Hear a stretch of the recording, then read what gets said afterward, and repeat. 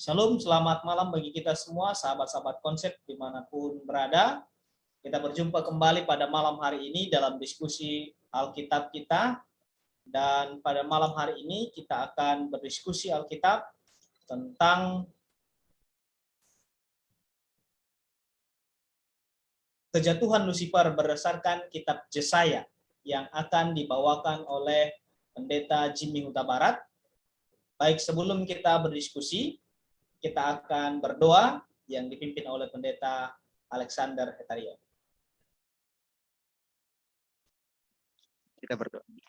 Bapa kami di sorga, terima kasih berkat Tuhan pada malam hari ini saat kami boleh memulai diskusi Alkitab kami.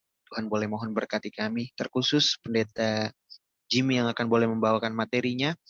Tuhan akan boleh berkati sehingga pelajaran materi yang malam hari ini boleh dibagikan ini menjadi pekabaran penting bagi kami dan kami boleh memahami lebih baik sehubungan dengan firman Tuhan. Terima kasih banyak Bapa dalam nama Yesus. Amin. Amin. Baik, terima kasih Pendeta Alexander. Baik, kita siapkan hati kita akan dengarkan pelajaran yang akan dibawakan oleh Pendeta Jimmy Huta Barat. Kepada Pendeta Jimmy, disilakan. Terima kasih Pendeta Edwin yang sudah mendahului program diskusi Alkitab live Facebook konsep pada malam hari ini dan sudah dibuka oleh Pendeta Alex dalam doa buka. Sepanjang kurang lebih 2-3 bulan ini kita akan belajar mengenai kitab Nabi Yesaya. Dan minggu lalu kita sudah buka. Sekarang kita akan lanjut di pelajaran yang kedua. Sebagaimana yang sudah disampaikan, judulnya adalah Kejatuhan Lucifer. Di dalam kitab Yesaya, dan ini hanya ada di Yesaya pasal yang ke-14.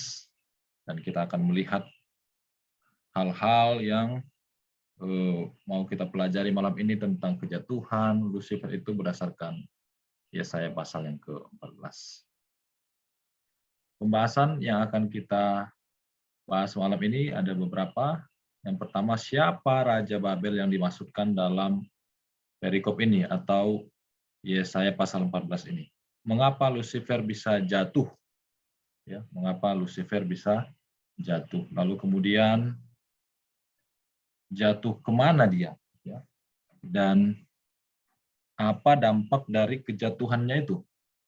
Itu pembahasan berikut. Dan pembahasan yang terakhir, apa implementasi ya atau aplikasi dalam kehidupan yang bisa diterapkan melalui kejatuhan ini sebagai umat-umat Tuhan yang hidup di akhir zaman. Baik, kita langsung ke pembahasan yang pertama. Siapa Raja Babel di dalam kitab Yesaya? Mengapa saya munculkan pembahasan ini? Karena ketika kita membaca kitab Yesaya pasal yang ke-14, maka di ayat yang keempat kita akan menemukan yaitu tentang ejekan Raja Babel. Ya, mari kita baca. Maka engkau, demikianlah firman Tuhan, maka engkau akan memperdengarkan ejekan ini tentang Raja Babel dan berkata, wah, sudah berakhir si penindas, sudah berakhir orang lalim. Nah, Raja Babel dikatakan di sini adalah si penindas dan bahkan disebut juga sebagai orang lalim. Dan kekuasaannya sudah berakhir. Lalim itu adalah jahat atau suka menganiaya ya. Kalau kita lihat pengertiannya di kamus, ya sama dengan menzolimi gitu ya kalau di kamus itu zalim. Nah, menganiaya, melakukan kejahatan, itulah pengertian daripada lalim ini. Baik, Raja Babel ini adalah raja yang pada saat itu memerintah di Babilonia, ya Babilonia itu sama Babylon, di mana dia bernama Nebukadnezar, ya sering dijuluki sebagai satu kekuasaan, satu negara yang memiliki kepala emas. Kalau kita lihat patung ini, di sini ada ya, berkuasa sejak tahun 605 sebelum Yesus lahir sampai 539 sebelum Yesus lahir. Jadi tahun di mana sebelum Yesus itu lahir itu dari besar ke kecil. Tapi kalau tahun setelah Yesus dari kecil ke besar. Baik, sering dijuluki sebagai negara emas atau binatang singa di Daniel pasal 4. Kalau kita sering baca Daniel 4, ada singa, ada beruang, ada kemudian satu lagi ada macan tutul ya. Lalu binatang keempat adalah binatang yang sangat menyeramkan. Nah, Babel atau Babilonia ini adalah binatang singa sesuai dengan Daniel pasal yang keempat. Baik, apa yang dilakukan oleh Raja Babel ini? Mengapa Yesaya menuliskan bahwa Raja Babel ini sudah berakhir masanya? Raja Babel ketika berkuasa di dunia pada tahun yang tadi kita sudah lihat 605 sampai 539, dia ingin menguasai bangsa-bangsa lain pada zaman itu, ya, di mana dia melakukan satu bentuk kekuasaan yang namanya imperialisme, yaitu hendak menguasai semua bangsa-bangsa yang ada di daerah kekuasaan itu, ya, termasuk juga Syria, Mesir, dan lain sebagainya. Banyak bangsa-bangsa di zaman itu. Asyur, dan beberapa berhasil mereka dapatkan, tetapi banyak juga yang tidak. Ya. Baik, dalam Daniel pasal 1, ayat 1 dikatakan pada tahun yang ketiga pemerintahan Yoyakim, Raja Yehuda, datanglah Nebukadnezar, Raja Babel, ke Yerusalem, lalu mengepung kota itu. Bayangkan Israel, ibu kotanya Yerusalem pun hendak dikuasai oleh Babel ini, yaitu Nebukadnezar sebagai rajanya. Bahkan Raja Babel ini ingin supaya kerajaannya itu tetap menjadi kerajaan yang terus-menerus berkuasa di dunia, tidak ada batasnya. Itulah sebabnya dalam Daniel pasal 3, raja ini membuat satu patung emas, ya, yang dia dirikan 60 hasta dan lebarnya 6 hasta di dataran Dura di Babel, yang mengartikan bahwa kerajaannya tidak mau supaya diganti oleh kerajaan orang lain. Sehingga kepala emas itu biarlah emas terus. Ya. Namun, itu semua tidak terjadi karena akan ada waktunya Babel itu hancur dan berakhir masanya. Sama seperti yang sudah kita baca tadi dalam Yesaya pasal 14, Raja Babel sudah dikatakan apa? Diejek dan bahkan sudah berakhir kekuasaannya. Itulah sebabnya dalam Yesaya ini dikatakan juga sudah jatuh Babel itu, ya. Ayat yang kelima, Tuhan telah mematahkan tongkat orang fasik, gak ada orang yang memerintah, memukul bangsa-bangsa dengan gemas, menginjak-injak, segenap bumi sudah aman dan tentram. Juga pohon sanobar di Libanon bersukacita karena kejatuhan daripada Raja Babel ini. Katanya, dari sejak engkau rebah terbaring, tidak ada lagi orang yang naik untuk menebang kami. Ke dunia orang mati sudah diturunkan kemegahanmu. Sebentar. Ada tambah.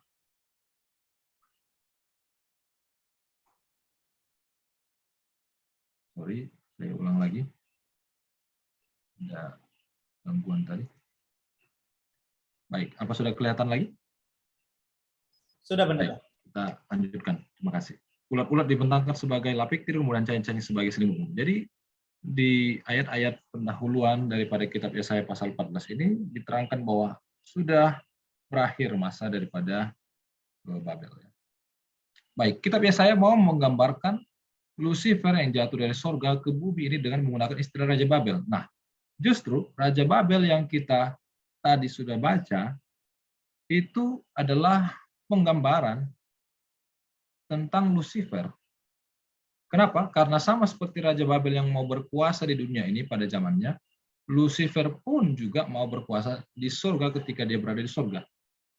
Nah, mengapa saya katakan ini bukan hanya sebatas Raja Babel yang ada di Babylon, yaitu Nebukadnezar, tapi juga Lucifer, karena ketika kita baca Yesaya 14, ya, ayat yang ke-13, demikianlah firman Tuhan. Engkau yang tadinya berkata dalam hatimu, aku hendak naik ke langit, aku hendak mendirikan tahtaku mengatasi bintang-bintang Allah. Aku hendak duduk di atas bukit pertemuan jauh di sebelah utara. Nah, ini adalah berbicara bukan hanya sekedar manusia biasa, tapi ini adalah melebihi dari manusia, ya, atau satu tingkat di atas manusia. Jadi bukan seolah-olah hanya menginformasikan atau menceritakan tentang Raja Babel. Karena kenapa? Di ayat 14 dikatakan lagi, aku hendak naik mengatasi ketinggian awan-awan, hendak menyamai yang maha tinggi. Ya, jadi dia mau berkuasa dan menyamai yang maha tinggi. Nah, siapa itu? Itulah Lucifer. Kalau di dalam kitab Yesaya ini, kita akan lihat di ayat 12 ya. Tadi kita sudah baca 13 dan 14, sekarang kita naik sedikit ke ayat 14. Dikatakan di sana, wah, engkau sudah jatuh dari langit, hai bintang timur, putra fajar. Engkau sudah dipecahkan dan jatuh ke bumi, hai yang mengalahkan bangsa-bangsa.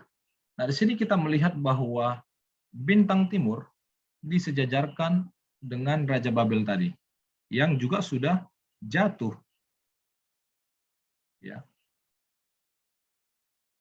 Di dalam Alkitab terjemahan baru bahasa Indonesia, tidak ada kata Lucifer di sini.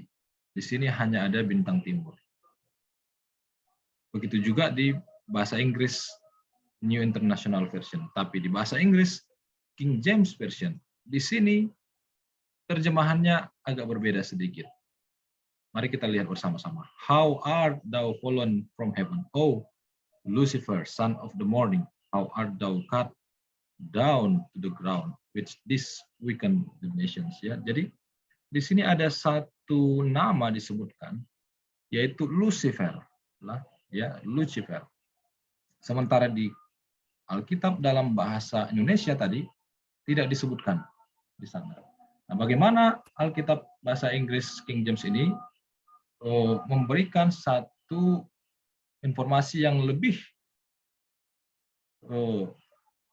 yang lebih dalam lagi, ya. Bukan berarti Alkitab bahasa Indonesia tidak memberikan informasi yang baik, sama-sama baik, tapi ada kalanya kita sebagai pembaca Alkitab juga harus melihat beberapa terjemahan Alkitab supaya kita bisa lebih mempelajari Alkitab dengan lebih baik. Nah, di sini kita sudah melihat bahwa Lucifer itu dialah yang dijatuhkan ke bumi ini. Dia pertama sekali berada di sorga. Dan dialah bintang timur yang disebut dalam Yesaya pasal 14 ayat 12 tadi. Engkau sudah jatuh dari langit, hai bintang timur, putra fajar. Engkau sudah jatuh ke bumi, hai mengalahkan bangsa-bangsa. Itu tadi ayatnya. Dan dia juga disebut bukan hanya bintang timur, tapi juga putra fajar. Di dalam terjemahan International Version, New, maka dikatakan di sana, how you have fallen from heaven, oh morning star, ya, morning star, bintang timur. Morning star itu adalah ketika pagi maka bercahaya, ya. Itulah morning star. Dan Lucifer itulah dia, morning star, ya, atau bintang timur, atau juga putra fajar. Dan dia sudah dijatuhkan kemana? Ke bumi. Morning star atau bintang timur itu Lucifer, ya, yang nantinya juga akan disebut setan.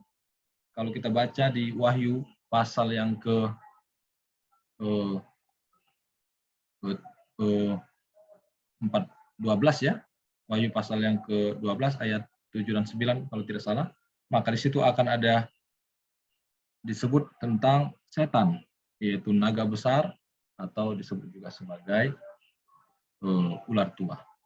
Baik. Disebut juga sebagai morning star, yaitu pagi yang bersinar, ya, bercahaya. You have fallen, O morning star. Dalam bahasa Indonesia, bintang timur.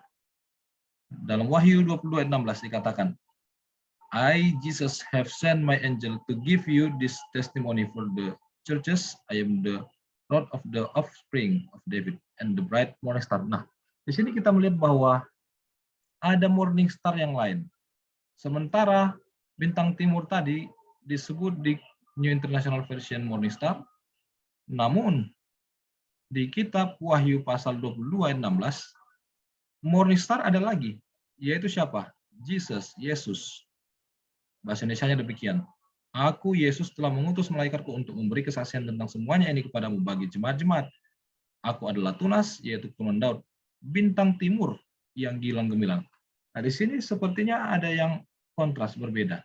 Di mana satu, yaitu Yesaya, menyatakan bahwa bintang timur itu adalah Lucifer, sementara Wahyu 22 ayat 16 menyatakan bahwa bintang timur itu adalah siapa? Yesus. Nah, di sini yang mana yang benar?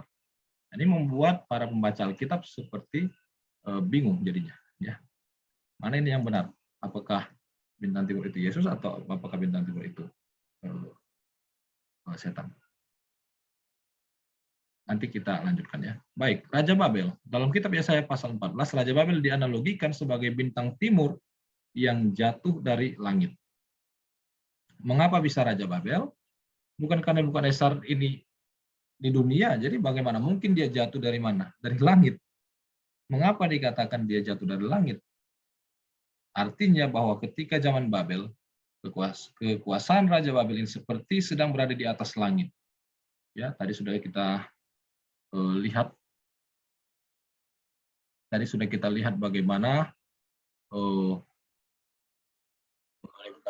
Nebukadnezar itu,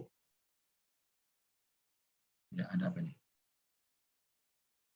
Oke, bagaimana Nebukadnezar itu memiliki suatu kekuasaan yang luar biasa, memiliki peran yang sangat membuat negara-negara atau kerajaan-kerajaan yang lain itu menjadi sangat ketakutan. Ya.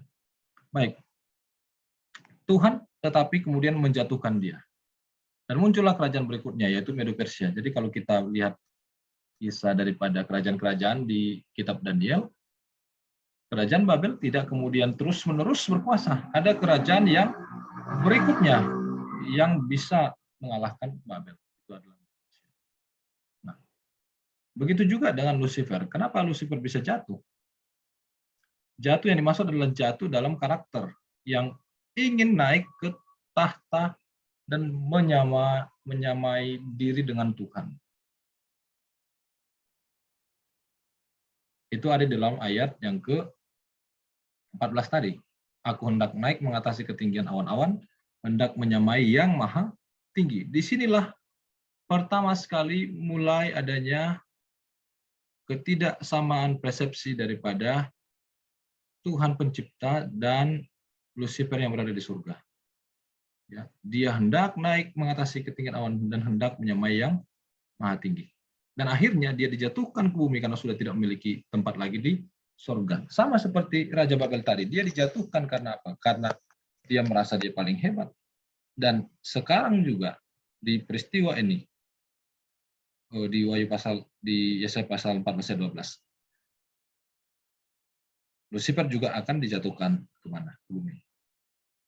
Baik, bahkan akan jatuh ke dunia orang mati. Dikatakan ayat 15, sebaliknya ke dalam dunia orang mati engkau diturunkan ke tempat yang paling dalam di liang kubur. Nah, itulah sebabnya nanti di peristiwa 1000 tahun, Lucifer itu tidak akan bisa mengapa-ngapain dia. Ya, itu ada di dalam Wahyu pasal 20. Karena dia mau menggoda siapapun tidak bisa. Karena dia berada di tempat yang paling dalam di dunia ini. Baik, nah ini adalah cara kerja setan.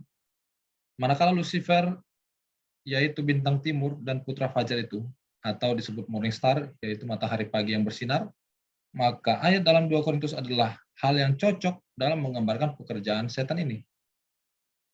Ya, jadi kita sering mengatakan, setan itu atau Lucifer itu adalah bintang timur, putra fajar, ya, artinya bercahaya, berkilau.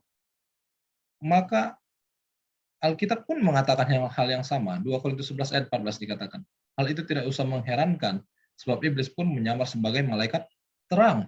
Ya, jadi memang benar. Iblis atau setan itu, atau Lucifer itu pun adalah malaikat terang. Dan cara kerja dia sebagai malaikat terang juga adalah memberikan sepertinya itu terang, tetapi itu bukanlah terang. Cara kerja setan adalah menyamarkan, ya, seperti malaikat terang, membuat seolah-olah itu adalah yang asli, ya, sehingga orang banyak mengikuti. Malaikat terang kan orang suka. Ada terang baru, mari kita ikuti, orang suka. Tapi kemudian itu adalah jerat daripada setan. Di mana sebenarnya Yesuslah yang sedang ditiru oleh setan. Dan tadi kita sudah baca di Wahyu pasal, di 2 Korintus pasal yang ke-22 tadi, bahwa Yesus adalah bintang timur. Ya. Nah, setan atau Lucifer ini pun sebenarnya sudah berperan sejak awal kejatuhan. Setan menggoda Hawa dan Adam dengan menyamar sebagai ular. Yang baik, ya, terang tadi kan, menyamar seperti malaikat terang. Dia indah, kata-kata yang menarik, dan tidak ada menakutkan sedikit pun bagi Hawa pada saat itu. Sehingga Hawa suka untuk mendekat kepada pohon itu. Dia tertarik. Karena memang tidak ada ketakutan bagi Hawa. Setan mengatakan kata-kata manis yang membuat manusia itu jatuh ke dalam dosa.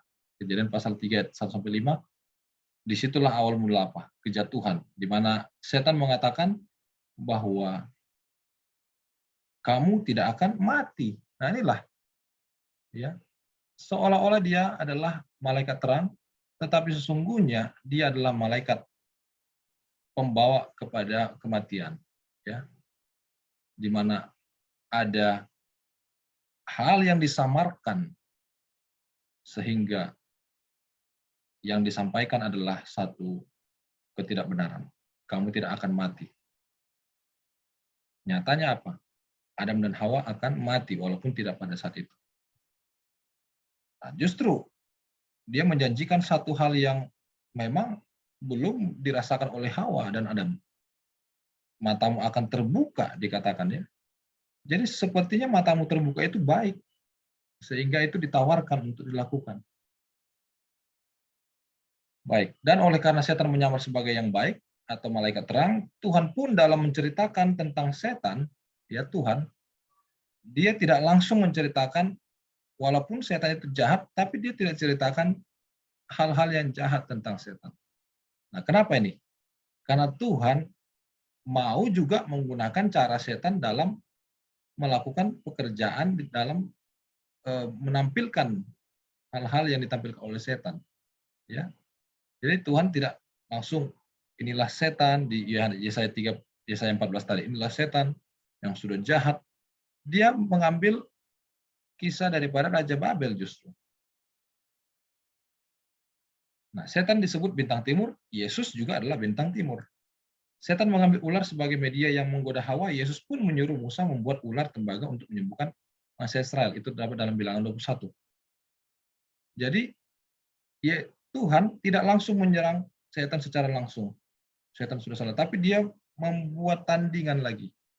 Ya. Supaya apa? Supaya sebagaimana setan melakukan pekerjaan itu seperti itu, menyamarkan, Tuhan pun mau melakukan cara setan itu juga untuk menyerang setan sendiri. Jadi ini adalah hikmat surga, ya, di dalam melakukan sesuatu tandingan untuk membuat setan itu apa? Hancur, ya. Bukan tidak bisa Tuhan menghancurkan secara langsung atau mengatakan dia itu adalah setan si jahat, tapi Tuhan mau mengikuti dulu pola pikirnya sampai sejauh mana setan itu bisa apa? Bisa bertahan. Baik, apa dampak dari jatuhnya Lucifer ke dunia? Yang pertama, jatuhnya Lucifer itu ke dunia, dia mengalahkan bangsa-bangsa. Tadi sudah kita baca dalam ayat 12, Yesaya 14, wah, engkau sudah jatuh dari langit, bintang timur putra fajar, engkau sudah dipecahkan dan jatuh ke bumi. Dan engkau yang mengalahkan apa? Bangsa-bangsa. Jadi memang sama seperti Raja Babel mengalahkan banyak bangsa, tapi ada juga yang tidak bisa dikalahkan, kan? Begitu juga dengan Lucifer, dia berusaha mengalahkan bangsa-bangsa di dunia ini. Tapi ada juga yang tidak bisa dikalahkannya, yaitu kerajaan Tuhan. Dan lalu yang kedua adalah dampak daripada jatuhnya Lucifer membuat dunia gemetar dan kerajaan bergoncang. Kenapa itu bisa terjadi? Karena di ayat 16 memang dikatakan demikian. Orang-orang yang melihat engkau akan memperhatikan, mengamat-amati engkau. Katanya, inikah dia yang telah membuat bumi apa?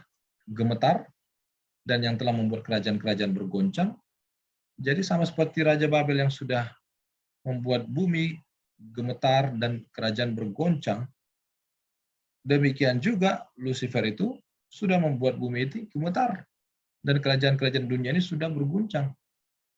Dia bisa masuk dengan cara apapun.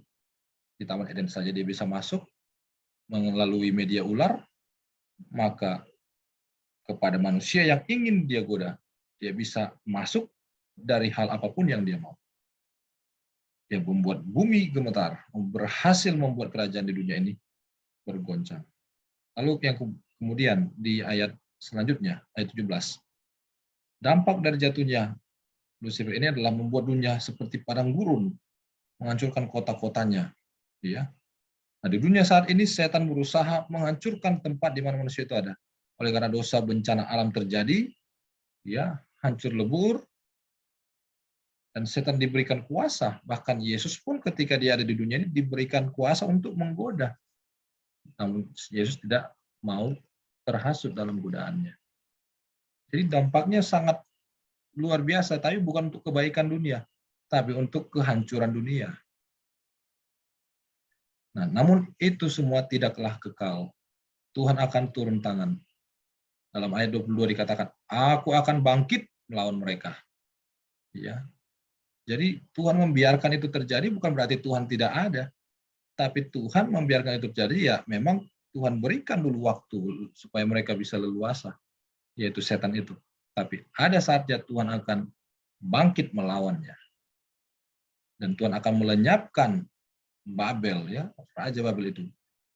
Tuhan akan lenyapkan Lucifer itu, ya, dan sisa-sisanya semua, ante-ante setan semua, dia akan lenyapkan. Aku akan membuat Babel menjadi milik landak dan menjadi air rawa-rawa. Aku akan membuat Lucifer itu menjadi apa? Menjadi hancur. Demikianlah firman Tuhan. Semuanya seperti yang kumaksud demikianlah akan terjadi. Jadi Yesaya pasal 14 ini kita tidak kemudian hanya melihat sebatas Tuhan menghukum Babel. Tapi juga apa? Ini melebihi dari Babel yang sudah hendak menyamai yang maha tinggi di surga. Nah, apa implementasi dalam kehidupan umat Tuhan di zaman ini? Yang pertama, setan masih dan terus bekerja di dunia hingga saat ini. Sering sekali dia tampil sebagai malaikat terang yang seolah menawarkan kebenaran, memberi hidup, tapi nyatanya adalah kepalsuan yang membawa kepada kegelapan dan maut. Sehingga banyak orang-orang muda sekarang terhasut, oh sepertinya itu benar, baik, mari kita ikuti. Ayo masuk semua ke dalam jerat iblis. Padahal itu semua mendatangkan maut kepada mereka. Ya. Sebagai umat-umat Tuhan yang hidup di zaman akhir, Kitab Yesaya sudah memberikan informasi yang jelas mengenai Lucifer dan cara kerjanya.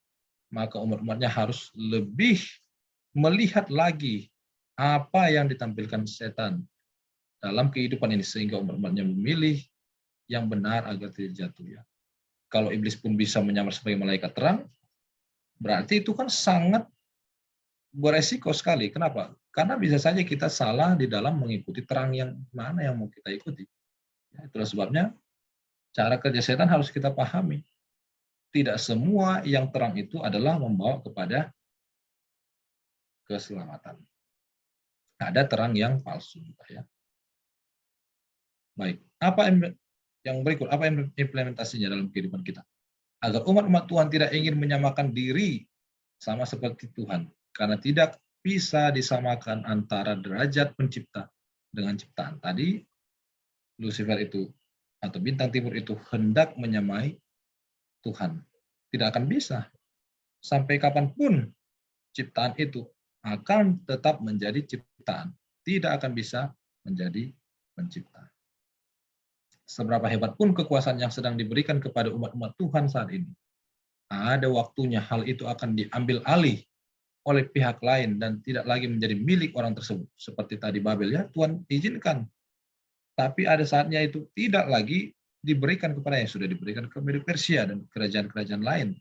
Begitu juga dengan kehidupan kita, ada saatnya kita saat ini diberikan kekuasaan melalui pekerjaan, melalui kehidupan yang luar biasa, tapi ingatlah bahwa itu tidak menjadi milik kita secara permanen. Maka jangan pernah sombong ketika sedang mendapatkan apapun yang menjadi bagian kita, kuasa, jabatan, kekayaan, dan lain sebagainya. Karena Tuhan tidak selamanya mengizinkan orang itu berada pada posisi tersebut. Sebab Tuhan berkuasa mengatur segala sesuatu di dunia ini. Ada kalanya setan diberikan kuasa, tapi juga nanti Tuhan akan apa? Bertindak. Baik, kesimpulan. Tuhan menggambarkan Lucifer dalam kitab Yesaya dengan sebutan Raja Babel. Oleh karena setan pun melakukan hal yang sama dalam cara kerjanya. Jadi Tuhan mengumpamakan seperti raja yang sedang berkuasa di zamannya. Ia menghancurkan banyak kerajaan-kerajaan karena setan pun melakukan hal yang sama. Ya. Jadi Tuhan tidak langsung katakan setan sudah jatuh dari langit, dialah yang menciptakan kekacauan, tidak. Tapi dia buat pengandaian, analogi, ya. Raja Babel, dia buat bintang timur. Sama seperti setan juga melakukan hal yang sama. Lucifer jatuh ke dunia oleh karena hendak menyamai Tuhan pencipta. Jatuhnya Lucifer ke dunia sangat besar dampak kerusakannya di dunia ini, mulai dari Hawa, dan nanti sampai Tuhan datang. Bangsa-bangsa banyak yang hancur. Umat Tuhan di akhir zaman banyak belajar melalui kejatuhan Lucifer, agar kemudian bisa menjaga hidup supaya tidak mudah tergoda dan jatuh oleh tipuan, menyombongkan diri, dan melihat terang yang padahal itu bukanlah terang yang sesungguhnya. Inilah yang bisa saya sampaikan pada malam ini. Saya kembalikan kepada Bapak. Baik, terima kasih Pendeta Jimmy Huta Barat atas materi yang sudah dibawakan pada malam hari ini. Bagi sahabat-sahabat konsep yang menonton tayangan ini, bila mana ada pertanyaan dari saudara-saudara, boleh menuliskannya di kolom komentar, dan nanti kita akan jawab bersama-sama. Baik, Pendeta Jimmy Huta Barat, ada beberapa pertanyaan yang sudah masuk pada malam hari ini yang bisa kita diskusikan supaya kita dapat mendapatkan makna rohani yang bisa memotivasi kita untuk bagaimana mengantisipasi siasat daripada setan ini. Baik, pertanyaan yang pertama adalah, dari mana kira-kira sifat kesombongan atau kecurangan daripada Lucifer itu sendiri dia dapatkan? Karena kalau kita baca di dalam Yehezkel 28 ayat yang ke-15, bahwa Lucifer itu adalah sempurna, diciptakan oleh Tuhan. Tidak berarti kalau sempurna tidak ada sedikit pun kesempatan atau tidak ada peluang untuk ada kecurangan di dalam. Tetapi kenapa dia pada akhirnya menjadi curang dan bahkan dia menjadi sombong? Dari mana hal ini dia dapatkan? Terima kasih. Ini yang pertama. Baik, terima kasih pertanyaannya ya. Jadi tadi dikutip dari kitab Yeskel pasal 28 ayat 15 ya. Jadi memang ini berbicara tentang Lucifer juga. Tapi kita tadi tidak membahas tentang Raja Tirus ini, tapi sebenarnya sama saja ya. Artinya penulis Alkitab atau Yeskel ini yang diilhami oleh Tuhan mau memberikan informasi tentang Lucifer, dan analogi yang dibuat adalah tentang Raja Tirus. Ya, kenapa Raja Tirus? Karena memang Tirus pada saat itu berkuasa di dunia sama seperti Babel tadi, ya. Dan Lucifer juga diambil supaya ini berkait pengandaian ya, sama seperti yang kita sudah bahas tadi. Nah, Raja Tirus ini yang juga dalam kitab Yeskel pasal 28 ini juga menggambarkan Lucifer, dikatakan engkau tidak bercela dalam tingkah lakumu, ya, dikatakan.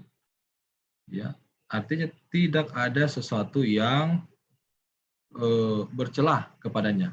Nah, kenapa tidak bercelah? Karena memang dia Tuhan yang ciptakan di sorga. Tapi apa yang terjadi? Sampai terdapat kecurangan padamu, ya. Jadi sampai terdapat kecurangan. Jadi memang manusia itu tidak bercelah sebelum dia melakukan kecurangan.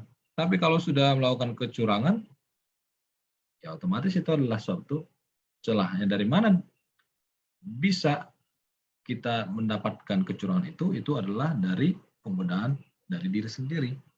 Ya, Yakobus katakan kamu dicobai oleh apa? Keinginanmu sendiri, dikatakannya. Walaupun di sorga itu belum ada setan, kan belum ada setan karena dia setan, ya kan? Ya, nggak ada, belum ada setan. Ya, tapi siapa yang goda dia? Tidak ada. Ya, dirinya sendirilah yang apa? Yang kemudian tergoda untuk melakukan kecurangan. Ya, sehingga itu bisa terjadi di surga walaupun surga itu kudus, ya. Jadi kita tidak bisa mengatakan oh surga itu kan begini-begini, ada malaikat yang Tuhan ciptakan. Ya, kita tidak bisa berfokus kepada itu karena semua Tuhan berikan kebebasan semuanya. Ya, tidak ada yang dikontrol oleh Tuhan di dalam hak, di dalam melakukan sesuai dengan yang Tuhan perintahkan, semuanya dibebaskan. Bahkan Adonai Hawa juga dibebaskan kan di Taman Eden. Kamu mau pilih makan atau tidak, ya itu nanti urusanmu, tapi jangan dimakan katanya. Ya, jadi setiap orang itu diberikan kebebasan. Nah, kebebasan itulah kalau sudah kemudian dibuai oleh keinginan, lalu kemudian sudah sangat ingin dia untuk melakukannya. Nah, makanya kita jangan sampai berpikir-pikir terus, lakukanlah. Nah, itu kan membuat kita akhirnya menuruti apa yang keinginan hati. Nah, itulah Lucifer tadi. Ya, padahal kalau dia tadinya langsung menutup celah untuk tidak memikirkan dia ingin menyamai Tuhan, ya kan stop langsung. Tidak mungkin saya ingin menyamai Tuhan, dia kan penciptaku. Ya, otomatis celah atau pintu di mana dia akan curang itu kan tidak akan bisa terbuka. Jadi itulah yang bisa saya sampaikan, ya, walaupun dia tadinya sempurna, tapi ketika dia sudah berpikir untuk curang dan melakukannya, dia sama sekali tidak lagi manusia atau ciptaan yang sempurna. Manusia pun begitu. Tadinya manusia sempurna kan dibuat di Taman Eden, tapi ketika dia sudah tidak lagi melakukan yang berkenan kepada Tuhan, sudah dibuai oleh rasa keinginannya, sudah dikendalikan oleh kepikirannya, maka dia pun sudah melakukan kecurangan. Memakan buah itu menjadi berdosa. Terima kasih. Baik, terima kasih. Jadi atas daripada hak memilih tadi, ya, maka dia melakukan kecurangan. Baik, mungkin masih ada tambahan dari Pendeta Alexander. Silakan. Ya, malam apakah kedengaran suara saya? Kedengaran. Ya, terima kasih. Berbicara mengenai sumber dari kesombongan dari Lucifer ini datangnya dari mana? Kalau dibilang dari Tuhan, jawabannya bukan. Ya, untuk sampai ke titik kesombongan itu kan butuh adanya proses. Ya, prosesnya itu sudah dimulai saat Lucifer mau menjadi pengganti salah satu oknum dari pencipta kita. Ya, di sana sudah dibuahi, dikembangkan sehingga membuat jadi sebuah kesombongan. Nah, kesombongan itu ada prosesnya yang harus dilakukan. Dan Lucifer telah matang dalam kesombongannya. Setelah kesombongan itu telah matang dan itu sudah dilihat, maka muncullah sebuah pemberontakan. Jadi dimulai dari sebuah ambisi. Dalam kutipan Ellen White, saya dapati jawabannya cukup baik di sana dalam Sejarah Para Nabi. Kesombongan dan ambisi menggerakkan Lucifer.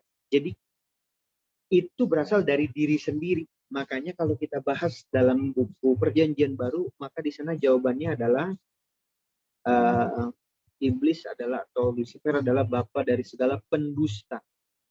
Jadi sumber daripada kesombongan, sumber daripada ambisi, sumber dari sebuah pemberontakan, sumber dari sebuah kebohongan adalah diawali dari Lucifer.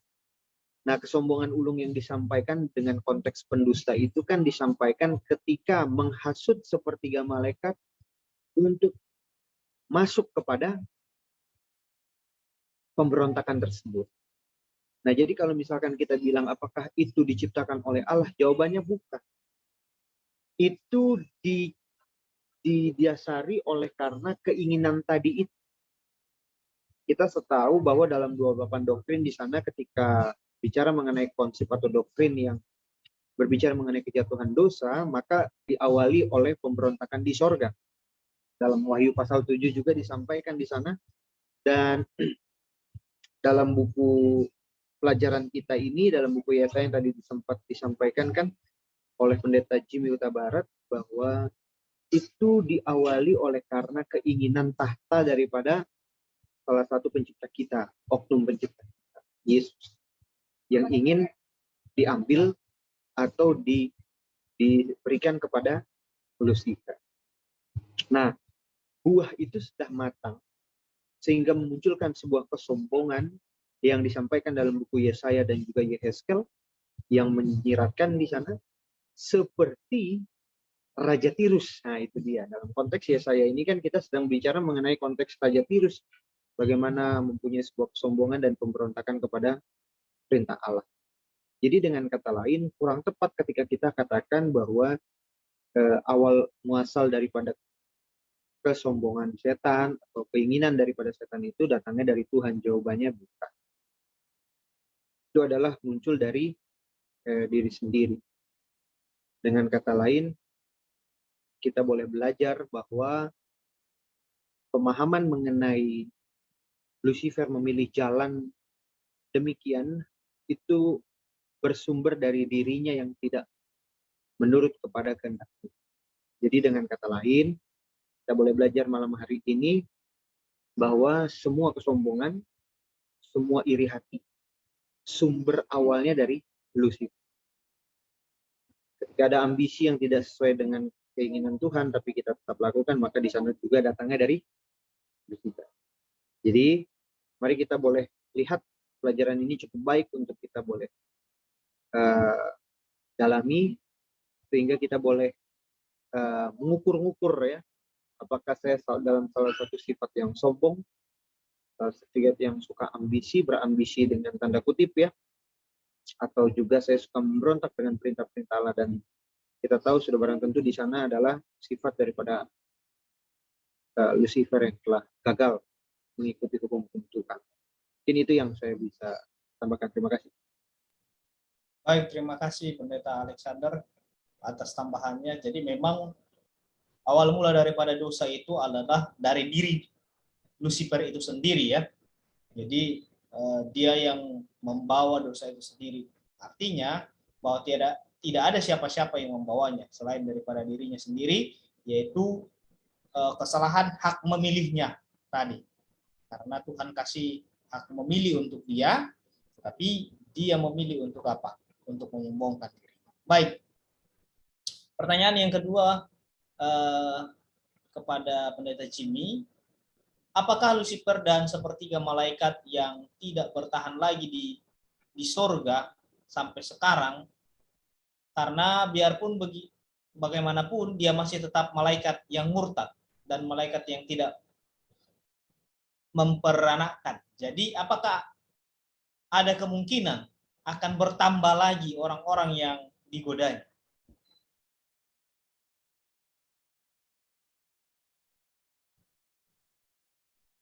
Ya, terima kasih pertanyaannya ya. Jadi pertanyaan tadi saya coba pahami bahwa apakah Lucifer dan sepertiga malaikat tidak bertambah lagi. Artinya untuk mengganti yang sudah jatuh itu, begitu ya. Karena sudah jatuh ke bumi, apakah tidak apakah tidak ada yang menggantikan, itu mungkin ya. Jadi memang kalau kita baca Wahyu pasal 12 ya, boleh buka dulu sahabat-sahabat konsep juga mungkin ada yang bisa menemukan Wahyu 12 ayat 4. Jadi ini tentang naga yang menyeret sepertiga ya. Wahyu 12 ayat 3 dan 4, maka tampaklah satu tanda yang lain di langit, dan lihatlah seekor naga merah padam yang besar berkepala 7 dan talon 10, dan di atasnya kepala ada 7 mahkota, dan ekornya menyeret sepertiga dari bintang-bintang di langit dan melemparkannya ke atas bumi. Dan naga itu berdiri di hadapan perempuan. Jadi ini kan berbicara tentang Lucifer juga ya, di Yesaya pasal 14 tadi. Tapi kemudian dia dijatuhkan, tadi dikatakan dalam pasal 14 Yesaya, tidak sendirian. Ada juga malaikat yang ikut dengan dia ya. Jadi dia nggak mau sendiri, sepi juga, nanti diajak juga teman-teman yang lain atau malaikat-malaikat yang ikut sebagai pengikutnya di surga ya, yang melawan Tuhan, yang ingin menyamai Tuhan, dan akhirnya mereka dibuang ke bumi ya. Nah, lalu kemudian apakah tidak ada penggantinya di surga? Ya tidak ada ya. Berapa jumlah malaikat di surga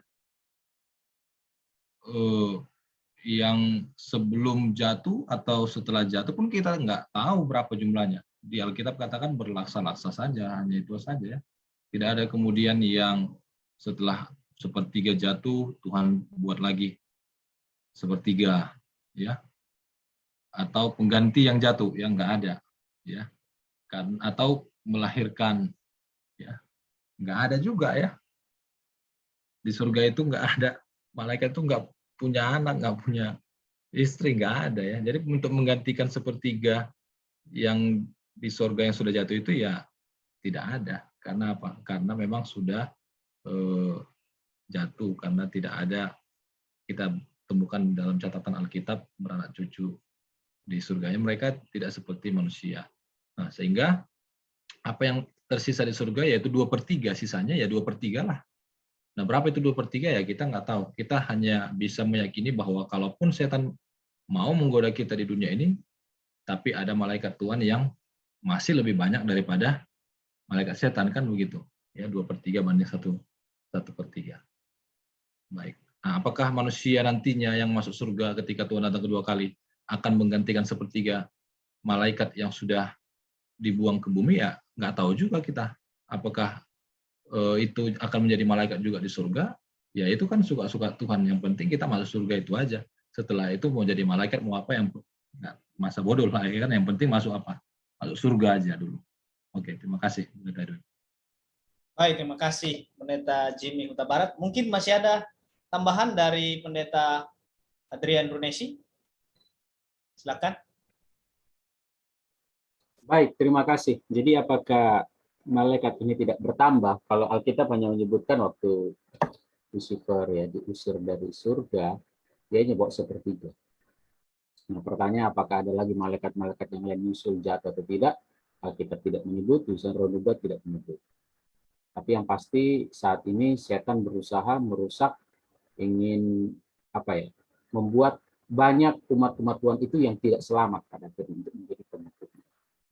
Tetapi kalau bicara tentang malaikat, Alkitab juga tidak menyebutkan bahwa ada kawin maut di surga.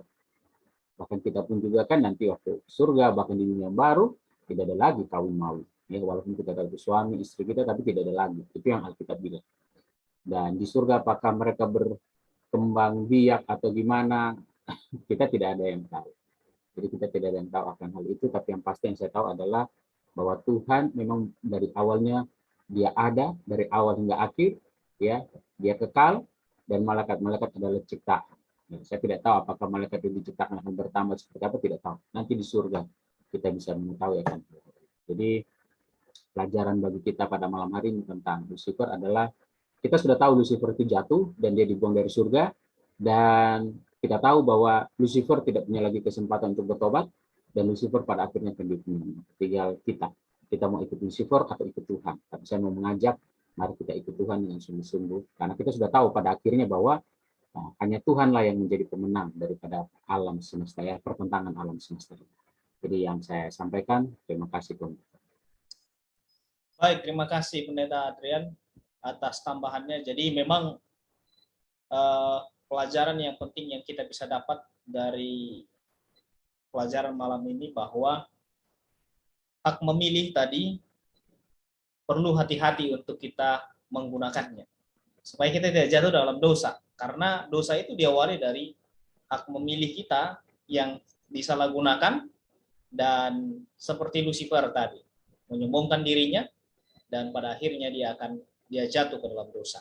Baik, sebagai closing statement, kita akan dengarkan dari Pendeta Jimmy Huta Barat untuk menutup diskusi kita pada malam hari ini.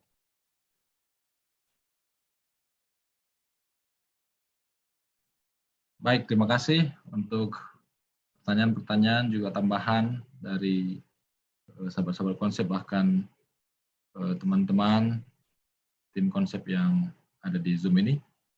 Sebagai closing statement dari pelajaran ini yang dapat saya sampaikan adalah bagaimana ketika kita membahas tentang Lucifer ini, kita tergoda untuk mendalami setan, ya, mendalami siapa itu setan, kenapa setan bisa jatuh, lalu kemudian bagaimana pekerjaan setan di dunia ini, ya, sehingga kita banyak waktu habis untuk memikirkan setan dan membicarakan setan dan mempelajari setan.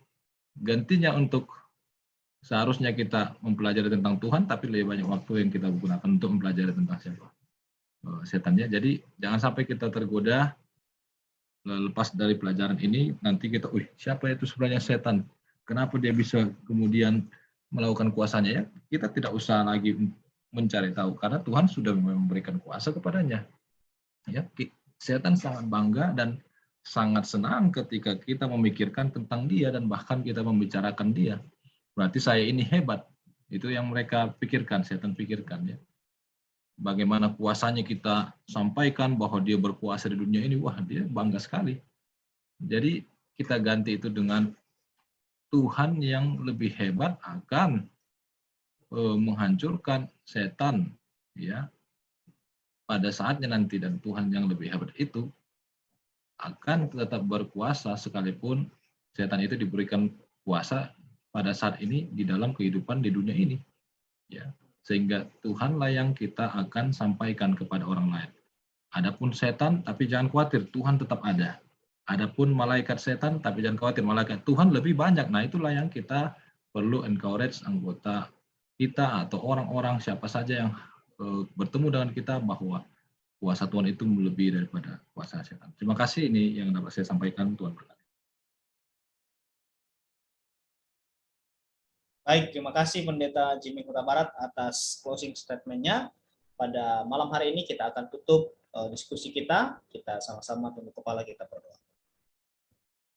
Bapa di surga, terima kasih atas berkat-Mu pada malam hari ini. Kami sudah belajar akan firman Tuhan lewat pelajaran kitab Yesaya yang sudah dibawakan oleh hamba Tuhan Pendeta Jimmy Huta Barat. Biarlah Tuhan pelajaran ini kami boleh ingat dan bahkan kami boleh hidupkan dalam kehidupan kami, untuk bagaimana kami mengetahui siasat setan yang akan menggoda kami, menjatuhkan kami untuk jatuh di dalam dosa. Biarlah kami tetap bertahan dan kami tetap setia kepada Tuhan, agar lewat itu Tuhan kami dipersiapkan untuk masuk dalam kerajaan surga. Memberkati semua hamba Tuhan yang bergabung di konsep ini. Begitu juga hamba Tuhan Pendeta Jimmy Huta Barat, biarlah tambahkan hikmat menjadi bahagiannya, baik dalam pelayanan, agar lewat itu Tuhan, nama Tuhan boleh tinggikan, banyak jiwa yang boleh dimenangkan. Memberkati juga semua sahabat-sahabat konsep dimanapun berada yang mendengarkan akan firman ini, biarlah mereka dapat dikuatkan, diteguhkan imannya untuk setia kepada Tuhan. Kami serahkan akan hidup kami pada malam hari ini. Ampuni kami Tuhan dari dosa kami, karena kami berdoa dalam nama Yesus Kristus kami. Amin. Baik, sampai di sini diskusi kita pada malam hari ini. Sampai ketemu di minggu depan. Tuhan Yesus memberkati kita.